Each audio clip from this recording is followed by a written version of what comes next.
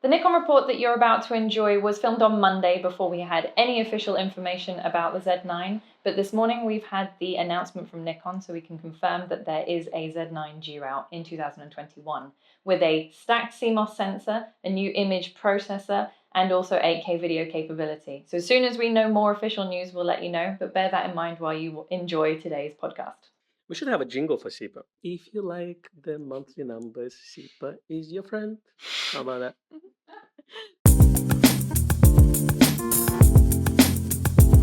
Hello and welcome to Nikon Report, your weekly roundup of all the latest Nikon news and all other photographic announcements that we found interesting.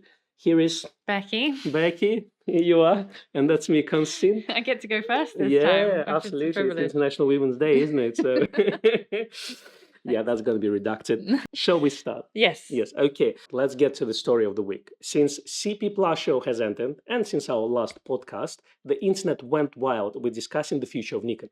Yep, from articles stating that Nikon will go out of business soon and will be sold to DJI. All right. Yeah, no. Yeah, no. To YouTube declaring that Nikon is already dead. So let's go and switch to the Sony cameras that the whole of YouTube have been talking about for the last century. Nikon is new Nokia or Atari. Supposedly. Well, we had quite a passionate live stream. La Passion. La Passion, last week ourselves, where we addressed the elephant in the room. Yes, it was me, and I don't like to be called an elephant. But we had a sensible conversation about what we would like Nikon to do, from the equipment announcement to the marketing strategy. That's right. So thank you for all your comments and also emails that you sent after that. It seems that once you go under the kind of loud clamor of YouTube, you can find real people who like photography and the equipment that they use. So thank you all for that. So you have to dig deep, isn't it? You do have to dig deep a but little they're bit. there.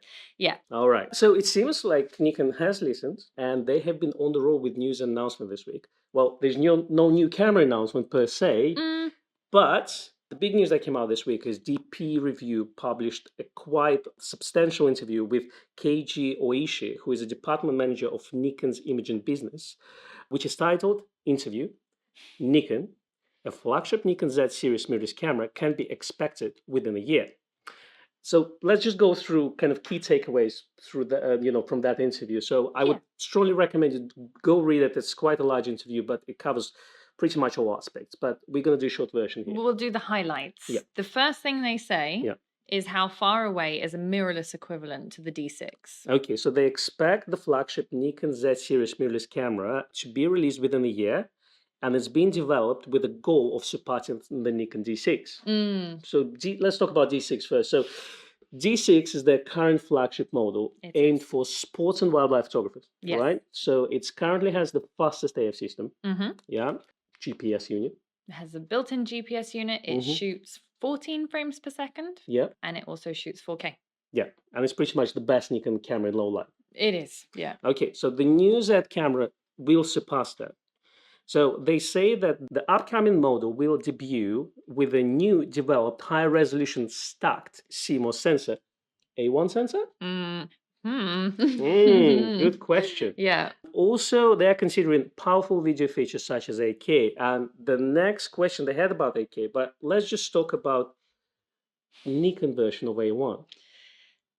Yes. Or D6 Surpasser. The D6 Surpasser. So Sony touted the A1 as the one, right? The one. It's like the ultimate camera. Yes. So it looks like Nikon are sort of trying to do a similar thing. Okay, so it's almost like they have to compete to release the camera in the CMOS space. Kind of seems like that. Okay. So they've looked at what the competition are doing, not direct competition, but competition nonetheless. And they've gone, okay, what features do we need to include? What do we need to provide to keep everyone happy? Okay. And although I personally would not want a camera with 8K or don't need a camera with 8K, let's say, there are plenty of photographers who probably expect it now that it's out there, now that the technology has been announced in the A1, right? Absolutely. But let's say comparing to D6 camera, so it's 20 megapixel sensor, right? Yeah. A1 is 50 megapixels or so. Yes, which is a big leap. Exactly. So 50 megapixels comes from the need for 8K, isn't it? Yes, exactly. It's what you can't have one without the other at this point. Okay, so what we will see, we probably will see a good image quality, so potentially a built-in grip. hopefully. Potentially, and ideally, just for that extra ruggedness, because obviously, if you're a wildlife photographer, you want a camera that can withstand the elements. Here's the question I have, because A1 is effectively the size of A7 of Z7. Yeah. So, do you think that Z9 will have a built-in grip or will come with a separate grip? I personally hope that it comes with it built in. I think that if you're going to shoot 8K, there will be an overheating issue if the camera is not properly ventilated. So it may end up being that 8K is only recommended without a grip attached. If you see what I mean, there's a couple of ergonomic factors to take in. What do you think? Well, I agree that it needs to have a built-in grip. Yeah. First of all, I think the whole kind of race to get the smallest camera possible in mirror space, it's good to have, and it's good to have small cameras. Like Z50 is a prime example of that. Yes. I think for professional use and for the price you pay, which is going to be £6,000 or so, it needs to have a built-in grip, because for this type of use, you want to have normally a bigger camera. It's not the camera that you'll take with you for a walk. It's a professional camera. So build quality and therefore bigger grip. And again, just kind of being able to shoot in portraiture is quite useful. Yeah. I think if they're going to make it rival or be better than the D6, it's going to have to be built that way. It doesn't make sense for them to have another small camera and add the optional grip, because that's not the audience that this camera's for, right? Exactly. And I think that's where Z8 will come in. Right. Okay. So that would be effectively a D850 replacement. So while the Z7 and Mark II version is effectively as a kind of, I wouldn't say, alternative to D850, but it's the camera that lots of D850 users switch to. Yeah, it kind of is. But what it doesn't give you, though, is the same reliability and fast autofocus. Yes. So to have the camera which is high resolution, which can also shoot sports and wildlife, will be quite useful. Yeah, for sure. And I think that the D850 has been long proven to be a camera that you can pretty much use for any type of photography, which the Z7, I personally still tend to recommend it to people who are doing landscape, fine art, portraiture.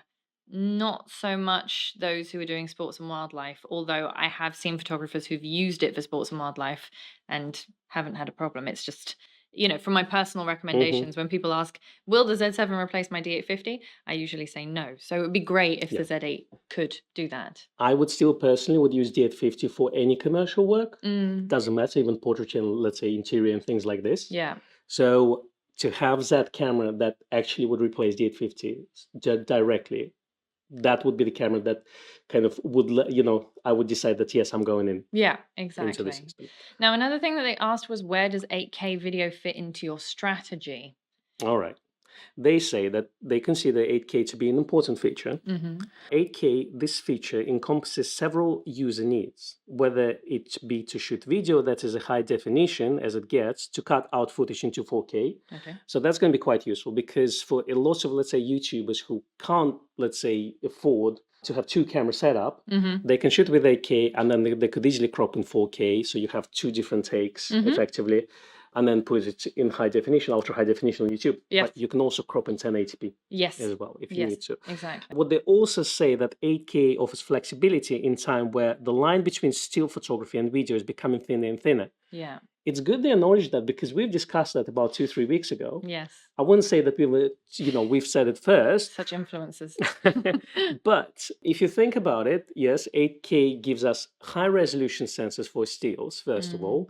It's also allow for high frame rate at lower resolution. So if you can shoot, let's say 30 frames per second 8K, you can probably do 4K at 60 frames or 120 frames per second. Yes. Another thing that they said was that 8K is useful to generate high definition still images when you miss photo opportunities. Exactly. So again, that's what we discussed a couple of weeks ago, where we talked about 120 frames per second stills, where effectively you shoot video in JPEG mode. Exactly. The next question was, did you learn anything from the global pandemic? For example, did you see customer needs change? So Nikon said people still have a tremendous need, and COVID-19 has showed us all how important it is to record life's events, which is very true. They said despite COVID, the full-frame mirrorless camera market is expanding. We observed strong sales of new products, mirrorless cameras and lenses, and our shift to models for pros and hobbyists has progressed smoothly. We talked a lot about that in previous weeks, didn't we? They also said we learned that even with social distancing and more customers staying at home, the need for content is strong, as is the need to stay connected. This has manifested in increased requirements for video as well as solutions for remote shooting.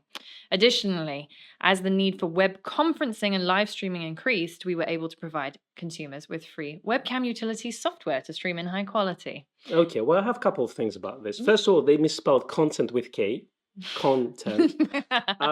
They did. Second of all, the need for being basically staying connected. Yeah. And creating the content was quite important because we actually started our channel. Well, we started earlier, but I think, the live stream started back in March, isn't it? They did. They started on March 17th, 2020. There was myself, Foteini, who shoved a computer in front of my face and said, "We're going live." Boom. And her exact words. And there were about 6 people, I think, in the first live stream. And that's built up to, I think our highest ever concurrence was in So was it your kids, your mom, your husband? We were all there. Yeah, okay. No, it has been a very interesting year, but it showed me, and I think all of us, that being present and staying connected with our clients and also people who aren't our clients but are just as passionate about Nikon as we are, is very important. And actually it's providing entertainment but also value and information to people that has made the difference over the last year. So so it's very true what Nikon said. The need for all this streaming and conferencing software is important, but content itself is very important now.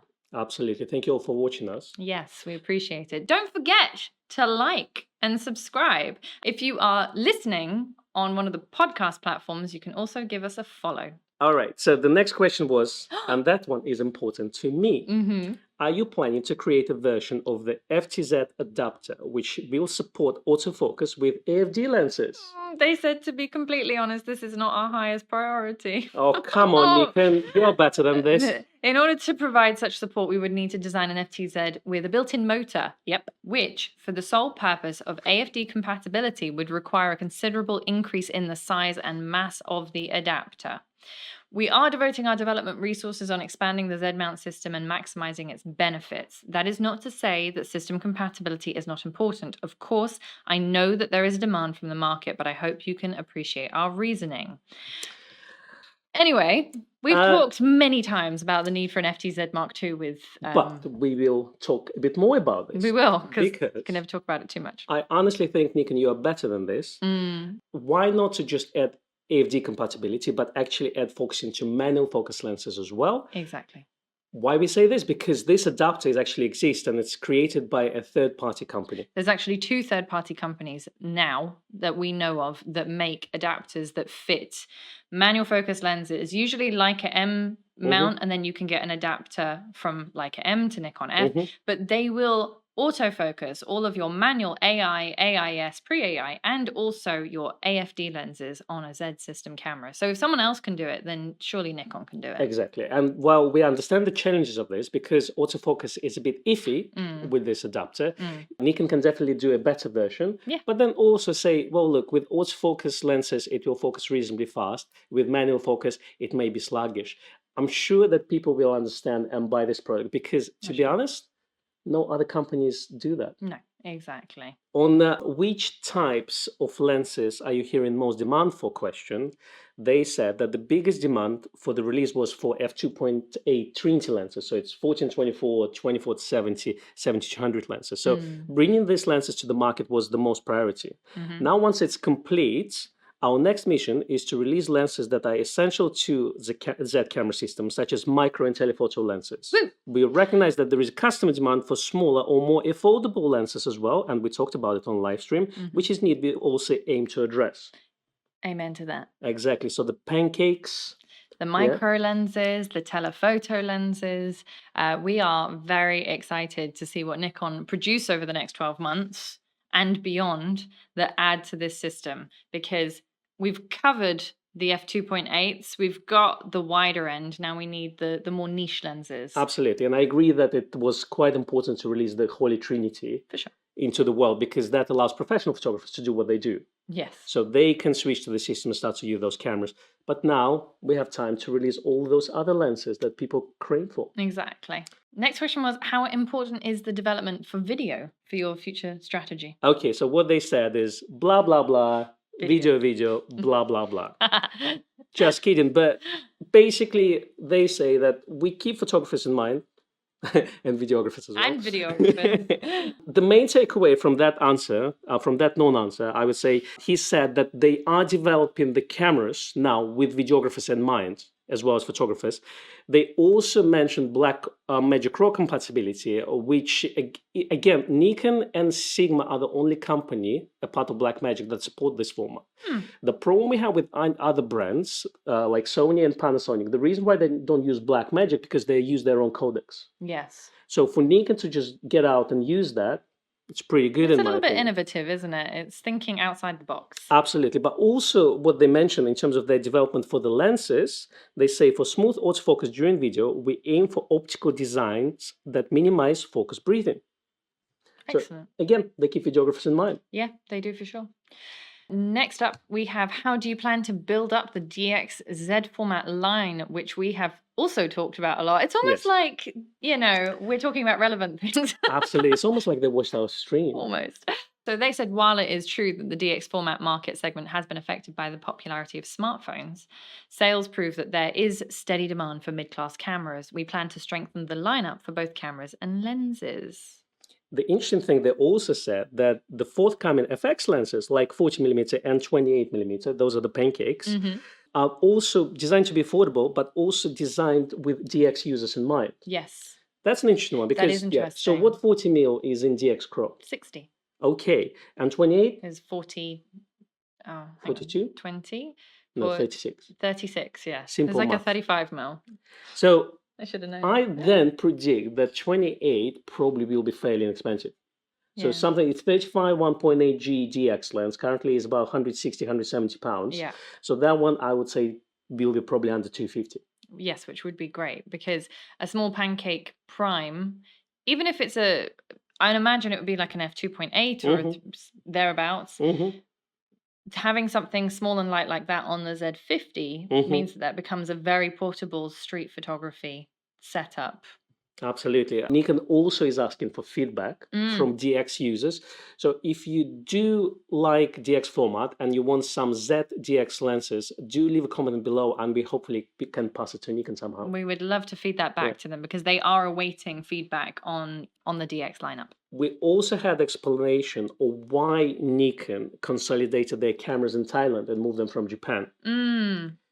What he said was, until now, camera bodies were manufactured at Sendai, Nikon, and Nikon Thailand.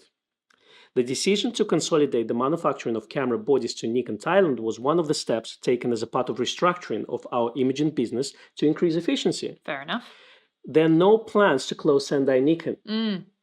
Nikon will continue to contribute to Nikon and its imaging business by manufacturing highly functional, high-precision camera components and developing parts, production technologies, and highly complex equipment.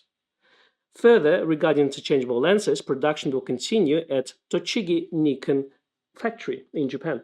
Okay. Transition to Thailand, the one thing they mentioned, the transition to Thailand was hampered by COVID-19 pandemic. So it took them longer to transition. Few things, they couldn't travel. Yes. And shortage in parts and supplies. Yes, which makes sense now, as to is one of the many things. This is very interesting because, you know, we hear the kind of generic, well, because of COVID-19, there are delays. But when you actually break it down and you understand what they've had to go through, including, you know, other companies not being able to get parts to then make components for Nikon. Exactly. Not being able to send people to travel to and from. You imagine how much setup a Nikon factory must take. Just to set up a production line for certain lens would take some time. And you have to order certain parts. You don't manufacture those, let's say, casting equipment, etc., etc. So you have to order it separately. Yeah, exactly. And then you also have to train people on how to keep that quality level so high, because obviously Nikon's lenses, for example, everything is handmade. So you don't want someone that's not qualified just to be like, oh, let me try and put together this £3,000 lens. It needs to be properly. Do you think I have a chance? No, I think, well, actually, you can build your own PC. You might have a chance of building a Nikon lens. Can't build a Lego though. No. Oh, I'd be quite good at that.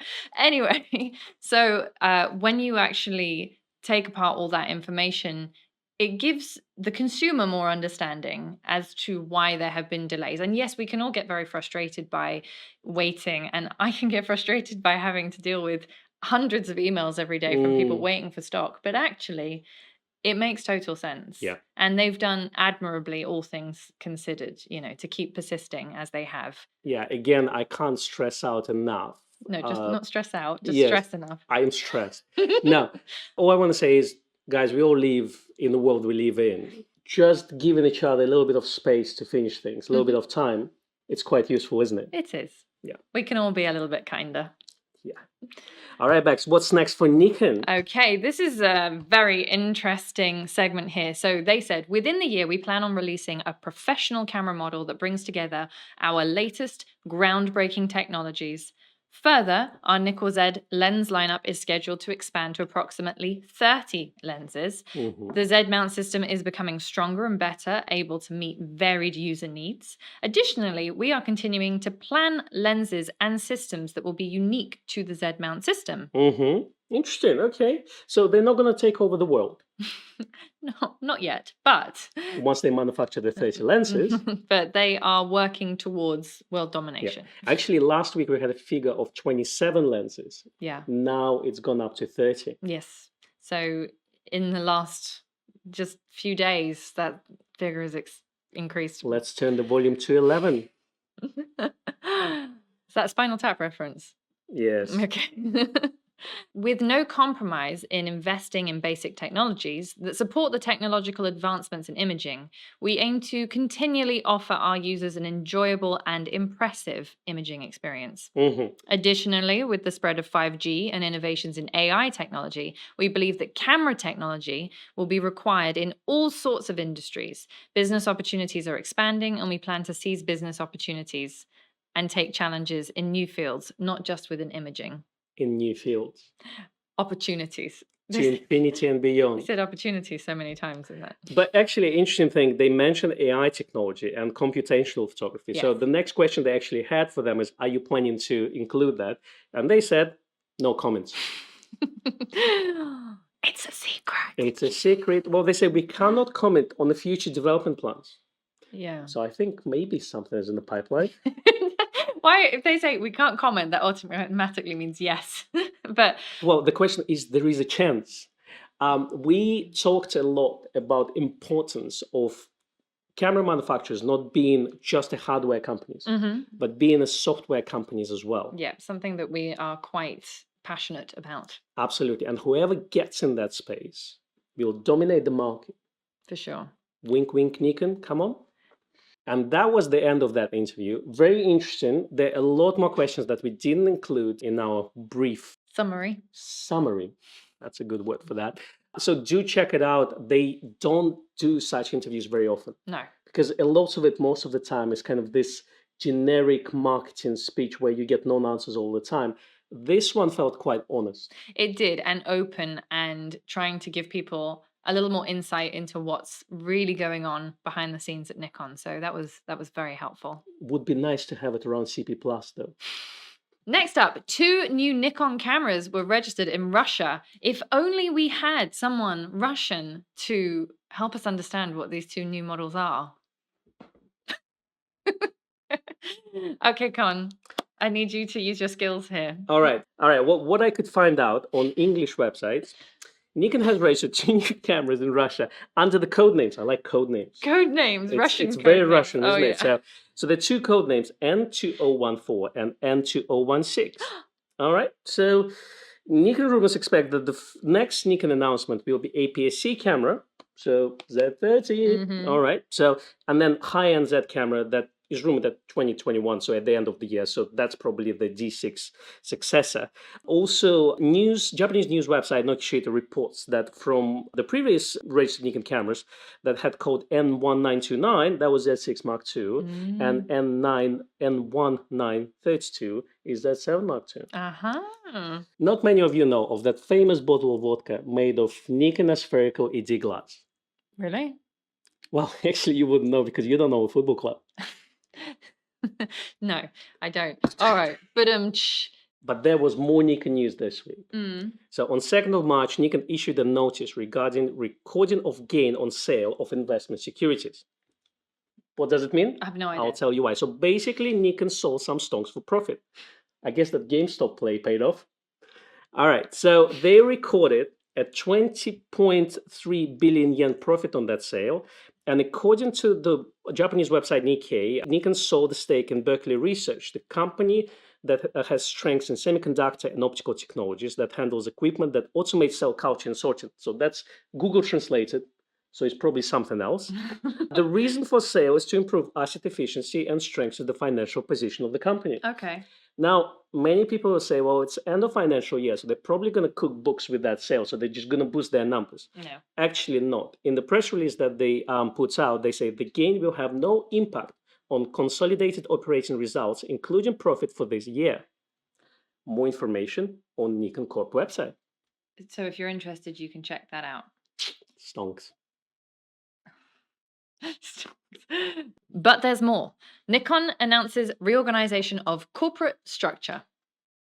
Do I have to read more. this? Oh God. This is actually a short version of that. That's edited version, that's easy to understand. Wowza. Okay. So the most important change is the closure of the corporate strategy division and establishment of the office of the president with an emphasis on mergers and acquisitions. Nikon announces reorganization of corporate structure. So the most important change is the closure of the corporate strategy division and establishment of the office of the president with emphasis on mergers and acquisitions activity and the growth of new businesses. They're also reorganizing their HR and admin department, who likes HR anyway, and also corporate sustainability department is moving under the president. Right.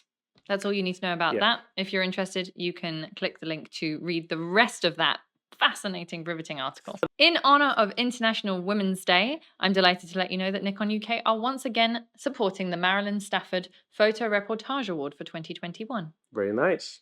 The Marilyn Stafford FotoReportage Award of £2,000, facilitated by Photodocument, is granted annually to a female photographer towards the completion of a compelling and cohesive documentary photo essay, which addresses an important social, environmental, economic, or cultural issue, whether local or global, that has a focus on positive solutions. Entry for the 2021 award will be open from the 8th of March, which is International Women's Day, until 5 p.m. on the 24th of May. So you've got a fair bit of time. If you are a female photographer and you would like to enter, we will include details in the description link. Oh, nice. I would love to see some submissions. Yes. Nikon Japan issued another notice on their response to coronavirus situation in Japan. In there, they say we are closely monitoring the situation.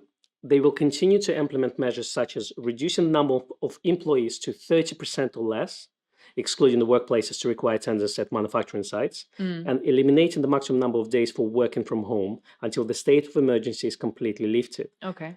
Again, they apologize to the customers and their business partners for inconvenience caused. Nikon has dropped the Z5 price in the UK.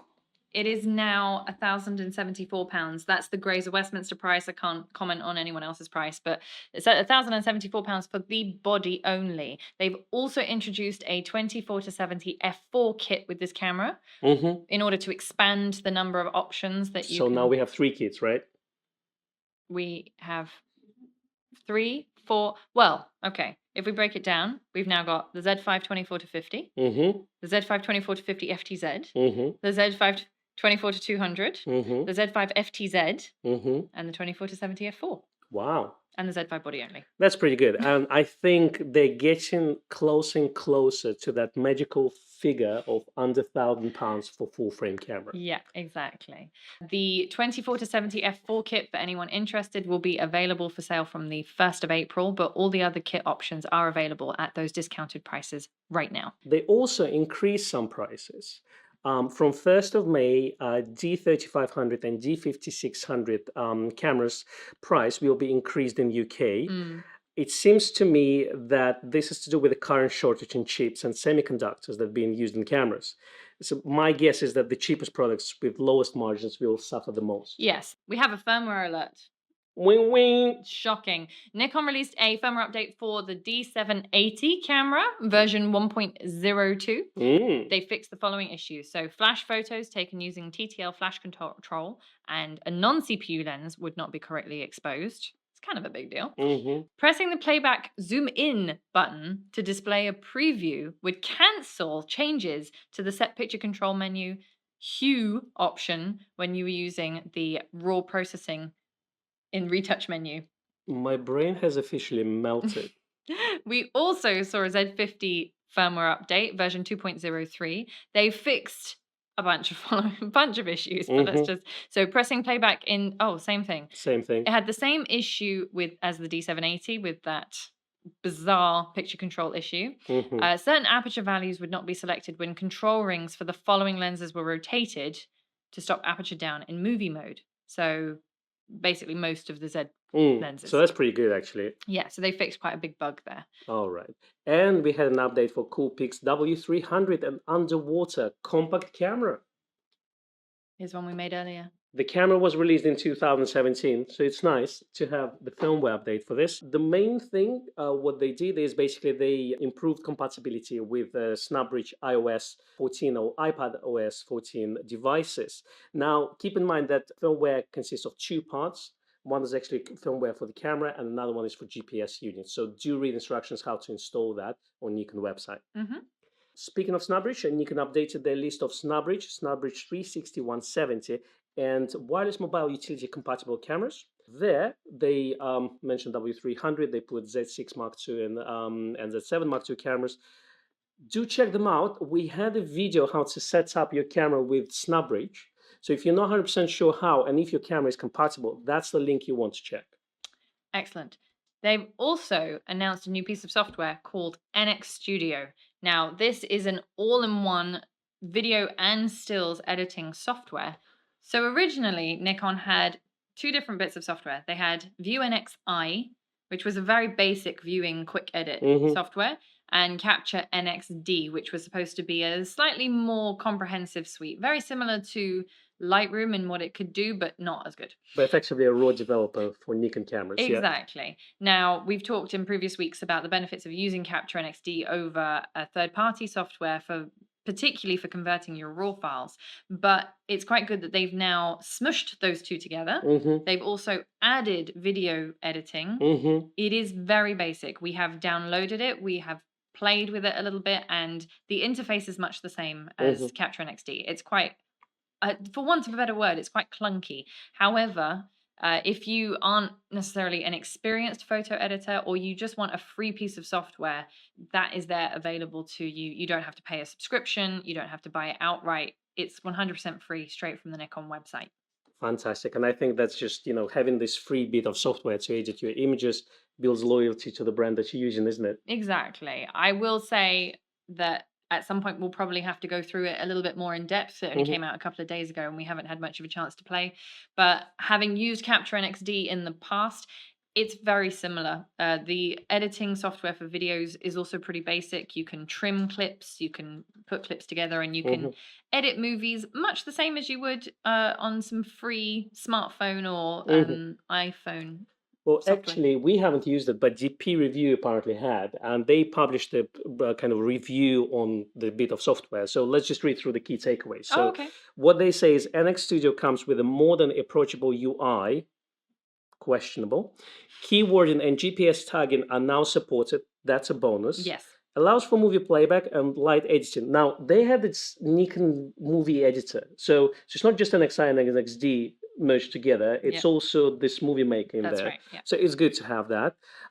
Image quality and performance are broadly similar to predecessors. Convenience in a single package is reason to upgrade. I agree with that. It's absolutely. I felt like the 10XI and XD are overlapping a little bit. They were. I was always confused about what one does and what another one. Yeah. So having it in one package is quite useful. Also, keep in mind that Nikon updated their NXI and NXD packages as well. I'm not sure why would you want to download them. I would just download Nikon Studio NX straight away.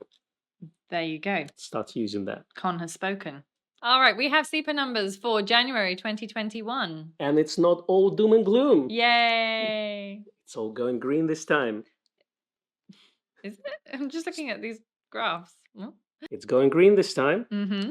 Let me take you through the numbers. I'm waiting. All right. So while we saw the DSLR unit shipments has decreased by 16% compared to January 2020, the shipped value year to date is also minus 27%. The mirrorless units, however, were up 2%. Yay! That's pretty good. And again, shipped value has increased to 28.7%. In lenses, the DX lenses have dropped by 18% in terms of shipment numbers, but the full frame lenses have gone up by 14%. Fantastic. It's not bad. Nope. Now, in terms of DSLR versus mirrorless debacle, mirrorless unit share has increased to 53.8%. It was 49% in January 2020. Okay. So 4.8% increase over year. It's not bad.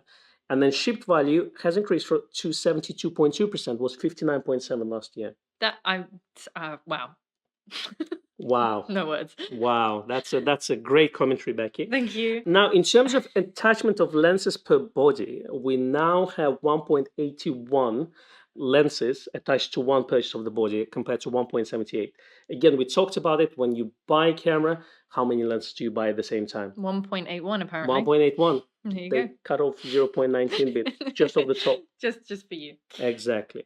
So while the figures are kind of the same compared to January last year, and probably in February they will be similar or so, what I personally want to see is March and April numbers, because that's when the whole COVID happened and a lot of countries went to lockdown. Yeah, the comparison will be interesting. Absolutely. Will it pick up? Will it go down? We don't know. Stay with us. Woo! F3 news. Nikon added new items to their Nikon Museum shop celebrating the 40th anniversary of the Nikon F3. So, what have they got there, Con? Well, remember we talked about the pouch, the fancy vintage pouch. Yes. So that's still there and you can order it. They also added a hot shoe metal number with F3 engraved on it. Yeah, looks very fancy. And some file covers that you can put your paperwork in. Very cool. They look like the old Brochures? brochures, kind of. Yeah. It's the bit inside the instruction manual that names all the parts. They look like the old diagrams. Anyway, very cool. We love Nikon merch, so the more the merrier of that. Absolutely. And that's all with the news, with the Nikon news for this week. Yes. There were quite plenty. There was a lot of. Now, we had 2 reviews published this week. One was the Nikon NX Studio review published by DPReview, so definitely do check it out. Yeah. Now, a photographer, Christopher Frost, published his review of Nikon Z58 f0.95 not lens on his YouTube channel. So do check out this video. There's a lot of tests and sample images there. Yes. It's one of those lenses that you kind of need to see to be believed. So if you are interested in the Noct and the results from it, do check out his video. For your weekend read and watch segment, we have a video. The photography of William Eggleston. It's a documentary on him, and he is one of the first photographers who started to use color film for artistic purposes. Interesting. Now, around that time, color photography was not considered to be an art form. Outrageous. So only black and white. So him and some other photographers, they've started to use it, and his exhibition, which was in New York and MoMA, was one of the first exhibitions that actually represented color photography in all its worth, I would say. Wow. People call it American color. There's a lot of books available on the topic. So if you do find this small video interesting, do check the books out as well. Yes, the link to it is in the podcast notes and in the description below if you'd like to have a look at that. Fantastic. Well, thank you all for joining us today. Yeah, so before we go, we want to find out where we can find more of you, Becky. Me, you can find on Instagram, Rebecca_Danesi, or on my website, RebeccaDanesi.com. And you? KonstantinKochkin.co.uk and Konstantin Kochkin on Instagram. There you go. So do check out our photography if you are interested. And please do like and subscribe. We'd love it if you would. If you're listening on a podcast, you can also give us a follow and a review. We'd very much appreciate it. Thank you so much. See you next week.